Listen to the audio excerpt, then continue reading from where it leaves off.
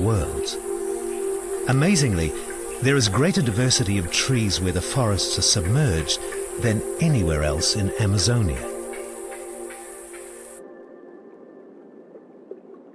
The coming of the floods and submerging of the forests is the trigger for another important event.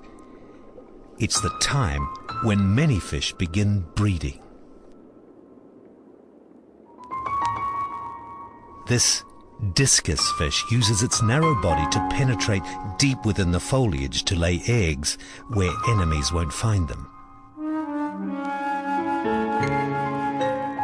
It constantly watches over the precious brood for 2 days until hatching.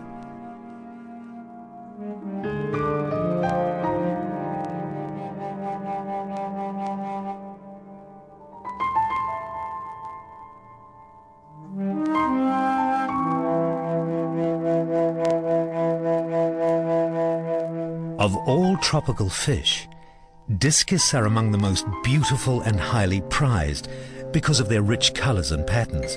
But during spawning, their bodies lose the rich pattern and become darker as they prepare to give their offspring a precious gift.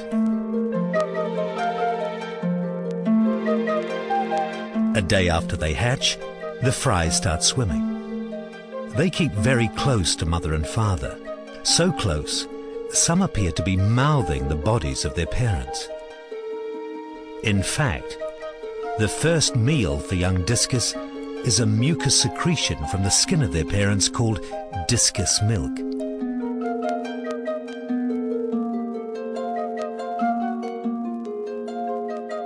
This special meal gives the young a great start in life.